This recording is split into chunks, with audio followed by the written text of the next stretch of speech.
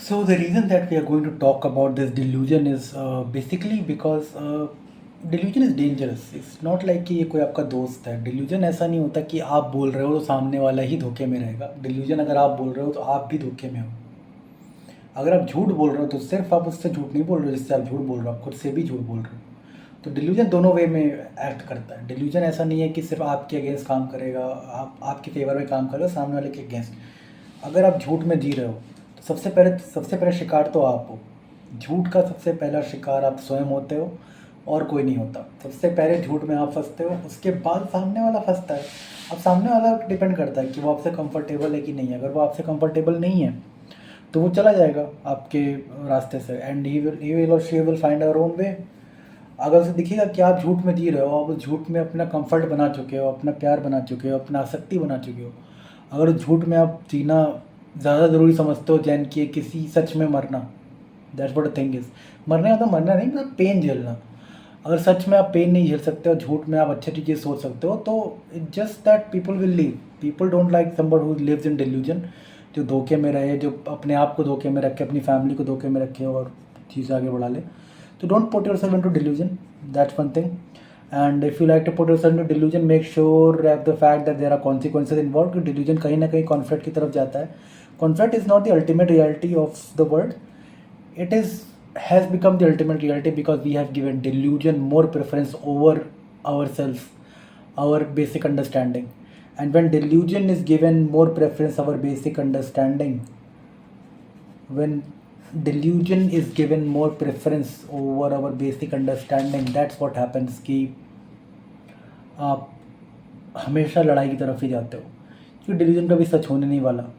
जो चीज़ सच नहीं होने वाली और और जिससे हम आसक्ति बहुत बना लें और वो सच कभी होने नहीं वाली, जब हमें पता चल जाता है वो सच नहीं होने वाली, तब हमें आता है गुस्सा. और गुस्से का सीधा अटैक किसी लड़ाई में ही होता है. गुस्सा कहीं बदले कोई और इमोशन बनता ही नहीं है. गुस्सा आता है सीधा फिजिकल फॉर्म आ जाता है उसके बाद. That's it. गुस्सा एपिक एंड स्टेट है हर इमोशन का. हर पॉजिटिव इमोशन का गुस्सा एक एंड स्टेट है. आपको पॉजिटिव इमोशन आया लेकिन वो झूठ के बलबूते पे आया, घूम फिर के गुस्से में बदल गया कि झूठ पे था और फिर वो लड़ाई हो गई. तो गुस्से का कारण कहीं ना कहीं डिल्यूजन है, ना कि आपका जो वास्तविक जो रीज़न आप समझते हो. आप किसी और को ब्लेम करते हो अपने गुस्से के लिए, उसका कोई पॉइंट नहीं है. आपने खुद को धोखे में रखा ही क्यों? आपके पास सोचने का इतना टाइम है, आप दिन भर सोचते हो, आप सोच ही रहे हो, और आप उसके बाद भी आप अपने आप को धोखे में रखते हो, अपने माइंड को धोखे में रखते हो, अपने आप को झूठ बोलते हो. और जब अपने आप को बार बार झूठ बोलते हो इतना सोचने के बाद भी, तो फिर लड़ाई की तरफ से चली जाती हैं. उसमें आपकी गलती है, उसमें सामने वाले की गलती कहाँ से है जब वो आपके साथ वक्त बिता ही नहीं रहा है. 90% टाइम वो आपके साथ है ही नहीं. 99% टाइम वो बंदा आपके साथ है ही नहीं, वो बंदे आपके साथ है ही नहीं. आप अपने दिमाग के साथ ही हो. तो अब किस बेसिस पे आप सामने वाले को ब्लेम कर सकते हो? सामने वाले ने आपको ऐसा ऐड करने दिया ये वो, तो आप इतने आसानी से मैनिपुलेट हो रहे हो. अभी कहना चाह रहे हो? No, it's not happening. The first thing that is happening is you are putting yourself into delusion. You are thinking that okay, that other person has to somehow satisfy my delusion, or that other person doesn't love me. That's what you think, and that's not going to happen.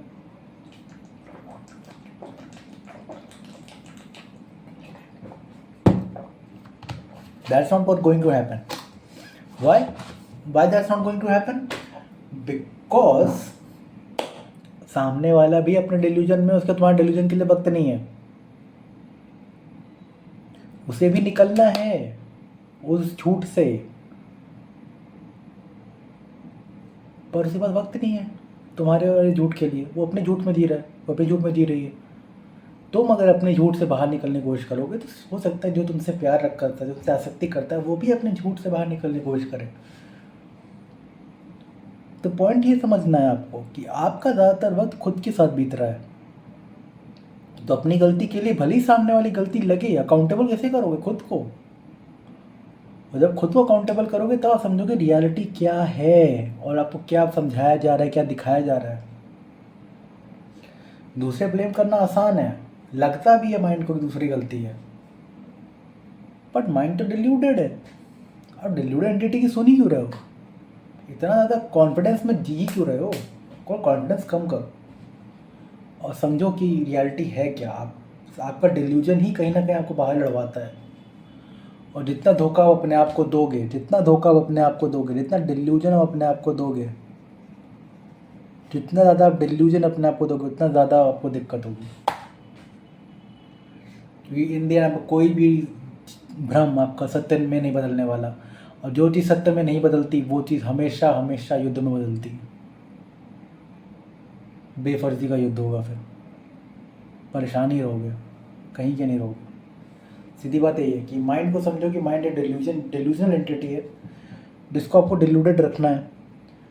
और वो भी mind smart है। वो आपको deluded इसलिए लगता है कि उसको लॉन्ग टर्म में आपको लड़वाना है किसी चीज़ से, ताकि की तरह कॉर्नर हो जाओ, फंस जाओ। माइंड आपको कहता है फंसे रहो, एडवेंचर के नाम पे आपको फंसाए रखना चाहता है। तो एडवेंचर ढूंढिए, लड़ाई ढूंढिए अपनी, लेकिन डिल्यूजन में ढूंढिए, सच में ढूंढिए। और सच एक नाम की चीज़ है जो आपके दिमाग से बाहर भी एग्जिस्ट करती है, ये भी जानिए। जितना ज़्यादा आप इस तरफ जाएंगे, सच की तरफ जाएंगे, उतना ज़्यादा आसानी होगी आपको अपनी पर्सनल लाइफ बेहतर करने में। पर्सनल लाइफ, सिर्फ प्रोफेशनल लाइफ नहीं, पर्सनल लाइफ। और बाकी सब तो चलो समझ में आ ही रहा है। चलो ठीक है, बाय बाय।